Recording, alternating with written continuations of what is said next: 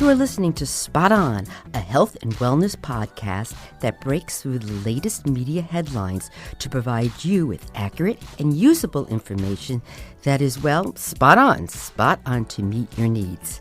I am your host, Dr. Joan Salge Blake, a nutrition professor at Boston University and the author of the college textbook called Nutrition and You, which is used in colleges across the United States and abroad.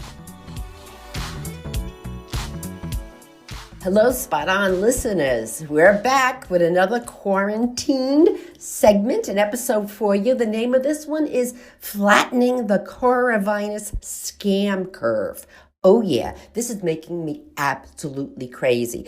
According to the Federal Trade Commission, the FTC, many Americans have reported this coronavirus-related frauds totaling over $18 million in losses due to bogus products and robocalls. Now they're getting calls saying that they're from the CDC or making illegal medical health pictures. I mean, I can't stand it anymore. So I'm so angry and aggravated over this. And you know how it happens when I get aggravated. So what do? I get on NBCnews.com. And who is writing an opinion piece about this but my good friend Tim Caulfield? So I said, that's it. If you can write for NBC News, you can come on Spot On and let's talk about all this scamming. So Professor Tim Caulfield, he is calling in from Canada. You talk about long distance. And he is a Canada Research Chair in Health Law and Policy. Professor, a faculty of law and School of Public Health, a research director of Law and Institute. But this is his passion, and I'm sure you've heard of him, and if you haven't followed him on social media, that is an absolute must, because he is a warrior against this kind of scam and quackery. And you know, we had this prior to this pandemic, and now it's just out of control. And Professor Tim, he's written so many books on this. The one I just chuckle about it is is Gwyneth Paltrow wrong about everything when celebrity culture and science clash? And you might remember me talking about him because he was actually in our first season, our first episode of Spot On, talking about quackery and celebrity nonsense. So with that, I am going to welcome Professor Tim Caulfield to Spot On. Thank you so much, Joan. Oh my gosh, what a nice intro. And what crazy times we're living in. It's this the amount of misinformation is absolutely staggering. Even for me, someone who studies misinformation, I can't believe it. It's even too much information for you. I got to tell you something, Tim. I had to update that number when I said that they were $18 million in, fraud claims.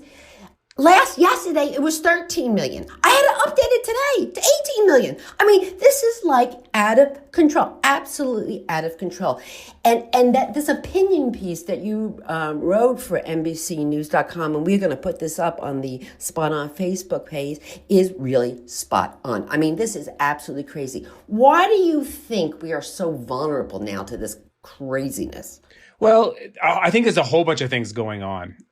First of all, there is the reality that this misinformation has been around forever. As I argue in the piece and I've argued elsewhere, I think we've tolerated pseudoscience and health misinformation too long, right? So, we've sort of tolerated the idea that you can boost your immune system. We've tolerated the idea that there's superfoods out there that, can enhance your system. And so we had that sort of background of noise. So I think that's one of the problems.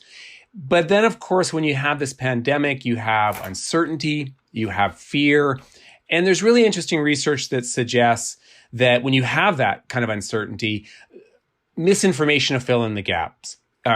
Conspiracy theories will fill in the gaps because people want to have a complete narrative, right? And they'll turn to this kind of misinformation in order to get a clearer picture that fits with their view of the world.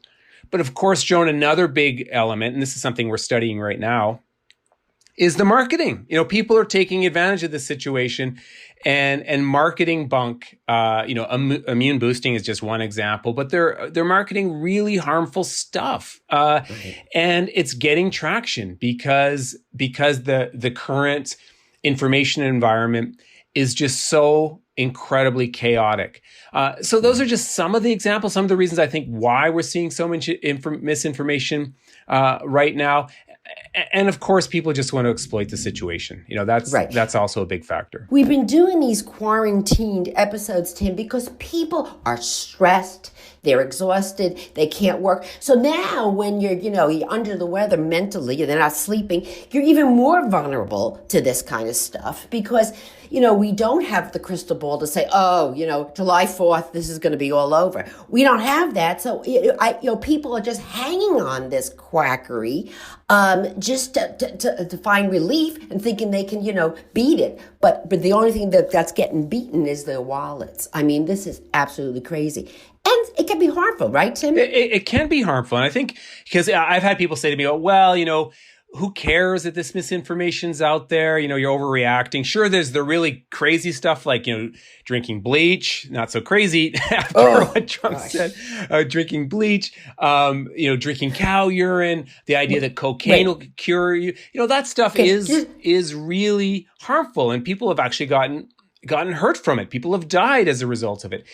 Then there's also can I just clarify? Yeah. Did you say the president said to drink bleach? So what happened just last night? I mean, you can't make this stuff up, right? President Trump sort of garbled advice that he got from one of his experts around the idea that cleaning disinfectant was a good way to clean the virus. So they were talking about the use of bleach and the use of alcohol. And then Trump took that to mean that we could consume it in order to fight the coronavirus. Now, people say, well, that's absurd. Who's going to believe it? Well, we know that people are already buying bleach, and bleach is already marketed as a treatment for a variety of things, including autism. And the FDA and the FTC is already fighting people who are trying to market that kind of solution. So you have that, Joan, at one end of the continuum of bunk, you have that kind of nonsense. But then you have the stuff about immune boosting, which, you've probably struggled with your whole career, this idea that you can eat superfoods, that you can take supplements that are going to boost your immune system. And that's become a massive market. And then on the other end of sort of more plausible where you've got misinformation is around the discussions around hydroxychloroquine, right? This is being misrepresented. So there's misrepresentations of science, misrepresentations of therapies, misrepresentations of, conspiracy theories. It's a nightmare. I'm going to tell you, Tim, this is why we started Spot On, because I couldn't stand it anymore with all the misinformation out there. And I wanted to have a platform to get it right. And of course, that's why I had you on early on in the whole venture here. But you're right. There is so much misinformation. And especially now, I get emails from the CDC about scamming, the Better Business Bureau about scamming, the FTC about scam. It's like it is so out of control. And you're right, because you say, who's going to believe that? Yes, somebody is going to believe that. You don't drink bleach. In fact, I was gone on to say is don't, clean your vegetables with soap and water and bleach because you're going to ingest the soap and water, the residue and the bleach. This is crazy. I mean, this is just absolutely crazy. So you're right. We're in this time now where we're all stressed and there's too much of this going around. I know this makes you crazy when you have Gwyneth and all these other celebrities, putting out this misinformation. But why does it make it worse when it comes from them? Well, it's interesting because I've actually had some people say, well, now that the pandemic is around, we're not hearing from celebrities. And it does feel like I talk about this in the piece, that the volume's been turned down on celebrities a bit. And I think that's just because there's so much else going on. But if you look at the data, they're still having a big impact. There was a really interesting study that came out just a few weeks ago from Oxford. And what they did is they looked at a sampling of news stories that had been fact-checked. And so these are, misinformation stories that had misinformation in them. And what they found was about 20% of them, the source of the misinformation was a celebrity, a prominent person, a sports star, right? And so that's, 20% is still a pretty big hunk, but not huge. But what they did find was that 70%, I think it was 69%, of the stuff that is shared online on social media is from celebrities, right? And so that's a great example from prominent individuals. That's a great example of the power that celebrity has, right? They are still playing a big role in the public discourse around this phenomenon. And a really good example is the 5G myth, this conspiracy theory that 5G Wi-Fi technology is helping to spread the coronavirus. That was really spread by celebrities. They really gave that myth traction. And of course, there's a lot of other examples. So they're still playing a big role. Dr. Oz is a good example.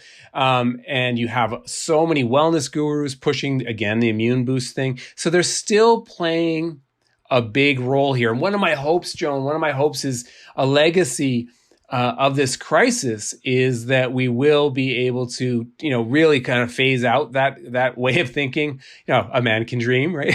And yeah, right. And sort of embrace a more scientific way forward. I think a lot of people just retweet things or repost things. And I'm not even sure, like from a celebrity or something, I'm not even sure if they read the whole thing. That's an excellent point. And you know what, Joan, you're right. You're right. So our research project we have right now, we're one of our collaborators, an excellent rising star. His name's Gordon Pennycook. He was from Yale. Now he's in Saskatchewan. Good Canadian boy coming home. And he's done research that shows exactly what you just suggested. People want to be accurate. There's sometimes a perception out there that people are naive and maybe there's even a nefarious agenda and that's why they're spreading misinformation. And his research has found that no, people want to be accurate, but the social media platforms are so frenetic, right? They just invite you to not think about it and share it quickly.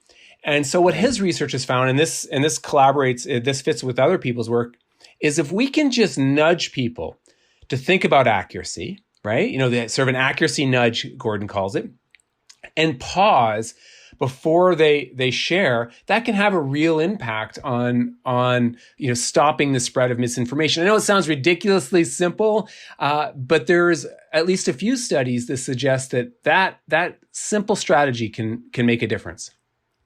I can see how that could work, Tim, because you're bombarded on so many social media platforms. You spend, what do kids now spend? Like 10 hours a day on screen time or something absolutely crazy. And so that to get through them all, it's just, retweet or, post or like or whatever. And so you're right. I can see how your wonderful researcher here can get everybody to just pause a minute before you'll like something or whatever and think about it rather than just, checking off a to-do list. And that could help, stop the spread of it. And the other thing it does, Joan, is it reminds us also, you debunk things, I debunk things, about how important it is to frame a debunk appropriately, right? Don't spread the misinformation. Right. The lead should be the truth, right? So you lead with what the fact is. And sometimes I screw up, because you see something that's so ridiculous, you want that to be your headline. But you always try to lead with what the fact is and then describe the misinformation and then close with another fact, right? So, that it's a good reminder of that as people who are out there trying to be good science communicators to do it well.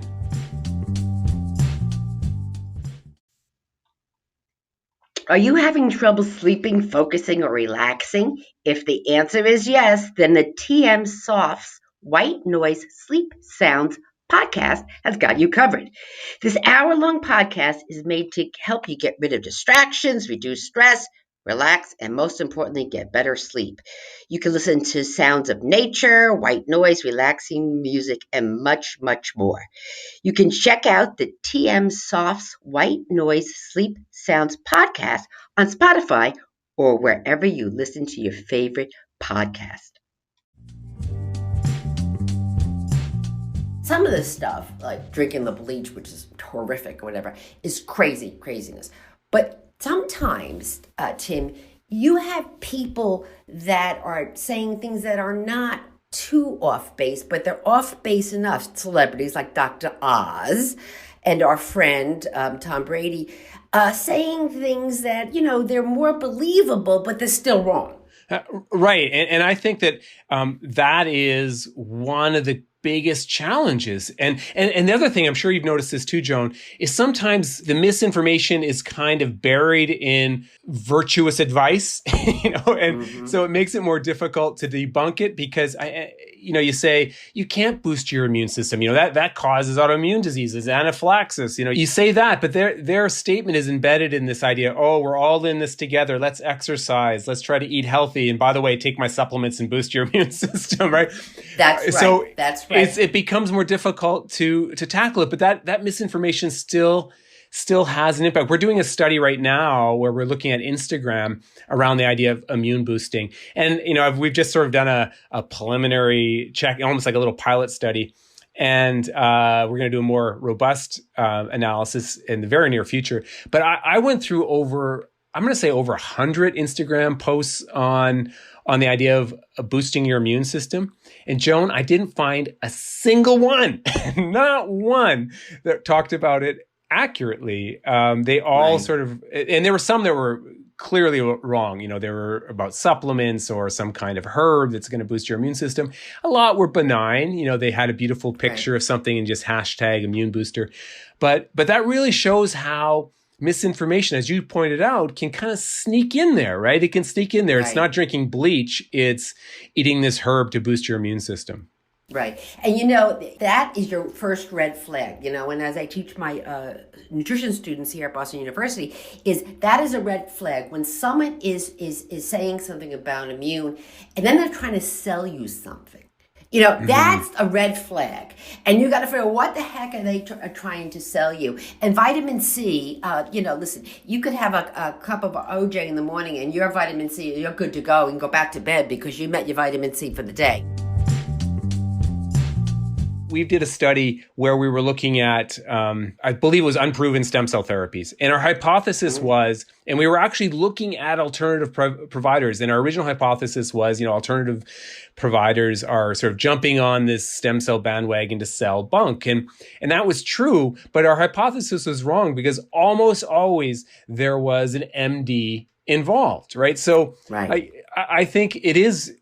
I think it is very problematic when a respected profession that is supposed to be evidence-based becomes a big part of the problem. And one of the things that we've actually done at our institute is we've really called on, in Canada, they're called the Colleges of Physicians and Surgeons, but the regulatory bodies to do a more robust job of monitoring their members, because I'll tell you, it makes it way more difficult to debunk stuff, to call for good science when your own house isn't in order, right? And that's right. And I think we need to do more of that.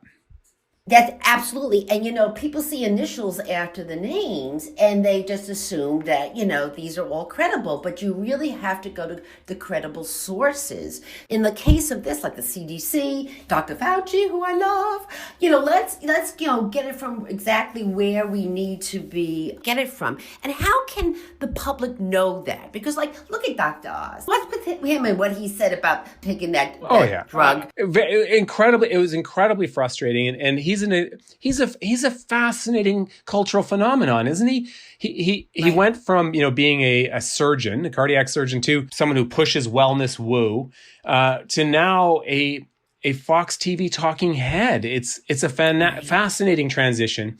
And he still has currency. Now, there was a survey, this came out, it was before the election. So it's old, and I don't think they've done an update on it. But it was, who are the most trusted people in America? That was the question, right? So this is 2016, the question. So the survey is getting a little bit old, but I think still relevant to our conversation because he'd already been in trouble. And he was still, Joan, in the top top 20 Right. most trusted people in the United States, which is just horrifying to me, right? Just horrifying. Totally horrifying. But he has that sway, and for a whole bunch of reasons, right? And I think that one of the good things that's happening is I feel like the medical profession and scientists now are pushing back more robustly. He could have said something kooky a year ago, and there would have been people like you and others saying, Dr. Oz is crazy. But now when he says something that's inappropriate and scientifically inaccurate, you're getting a lot more of these trusted voices speaking up. So I just wrote a piece actually, calling for more of that. We've got to stop tolerating pseudoscience, because it's much harder to fight it once it's already sort of embedded in pop culture. I remember saying to my nutrition students, we used to be in the business of prevention. We wanted to prevent the heart attack or certain cancers or stroke or type 2 diabetes with a fork and a knife. But we are no longer only in the business of prevention. We are now in the business of prevention and protection of the public because of all the craziness that is out there. And we have to be more verbal about it. And, and you are a fabulous role model and to call it out. How can we protect ourselves so we don't get scammed during this very vulnerable period? I think, I want to comment on what you said about the evolution of health professionals, because I think you're right. I think that... Tim, I'm always right. Why do you say I think I'm right? You're always right. Joan is right. That's what the show should be called. We should rename it. Yeah, Joan is right. I think health should be a responsibility, not just of health professionals, but perhaps the scientific community, to correct the record when they see something's wrong. Quantum physics does not justify homeopathy. We need physicists to step up and say that, right? We need gastroenterologists and immunologists to talk about immune boosting. We need nutritionists, right, to speak up about, superfoods. I think it should become part of your responsibility to society when you become an expert in this area, whether you're a scientist or a health professional. In this age of misinformation, and now that we're seeing the profound harm that misinformation can do, I really think that needs to become more of a dominant role of professionals. But what can we do? I think that we need to, it's actually easier in Canada than the United States, because in Canada, we actually still trust people. So I know. It is hard, because in the United States, I know you've seen this data, that Americans don't trust the CDC. The Americans don't trust the World Health Organization. So you got to turn to the entities that are aggregating the evolving science in a responsible manner. And that really is the World Health Organization, the CDC, and the local public health authorities. Yes, they're not doing it perfectly, but they're moving targets, and their recommendations are going to evolve as the science evolves. And that's a good thing, right? So you have to do that, I think. I think also teaching and highlighting basic critical thinking issues, like, an anecdote's not evidence, a testimonial, even if it comes from a celebrity, that's not evidence. You need a body of research. And I also think we can really push what we've already talked about, those reminding people to think before they share. Right? Just hashtag think before you share. That really can make a difference. I cultivate this culture of accuracy. I think is one of the things that we can do. And hopefully, if we, to create a long-term legacy, right, from this crisis, I think that's one of the things that we could try to emphasize. And, not only, think before you, retweet or share, but read the whole thing. But listen, let's end on a happy note here. You have a new book coming out. Can you tell us about this? I do have a new book coming out, and it was supposed to come out next week in Canada and then later in the United States. But thanks to the pandemic, the publishers decided to push it, which I really, to be honest, I appreciate that, because it is very hard. But, having said that, the book has a lot of things that are relevant to what's going on right now, because I do talk about hand washing and talk about germs. In Canada, the book is called Relax, Damn It. In the United States, I think it's going to be called Your Day, Your Way. And the gimmick is I go through a whole day of all the decisions we make and look at the ways in which all of those decisions are fed by misinformation, are twisted by our own cognitive biases, and most importantly, might be twisted by our fears and anxieties in a way that isn't constructive. So I try to have fun with it. It's like your typical day. So I look at some serious stuff. And I also look at a lot of frivolous stuff like toilet seat up or toilet seat down. I mean, that's important stuff. This is big stuff. big stuff. But that is great. I can't wait. I'm going to go on Amazon and pre-order it because right now Amazon is taking 4 months to ship anything. So if I order it now, I may get it by Christmas. That's right. That's right. Right. I'm hoping everything is going to be sorted out very soon. Tim Caulfield, as always, keep doing what you're doing to protect the public and sharing your wisdom. We were going to put up on the Spot On Facebook page all the articles that he has written in support and calling these crazy people out. So, Tim, I just want to thank you for being on Spot On. Thank you, Joan, and thanks to your whole team for the work that you guys do. Spot On is supported by the Boston University Salge College's Master of Science degree in Nutrition program. Log on to bu.edu to learn more about this fabulous nutrition graduate program. Thank you for listening to Spot On. If you enjoyed this episode, don't forget to subscribe on Apple Podcasts, Spotify, or wherever you get your podcasts. This way you'll get every new episode every week. And by the way, leave us a nice review. And can you also like us on our Spot On Facebook page and suggest topics for future episodes? Please follow me on Twitter and Instagram at Joan Salge Blake. And oh, by the way, can you send this episode to 5 of your friends? Do I ask a lot of you?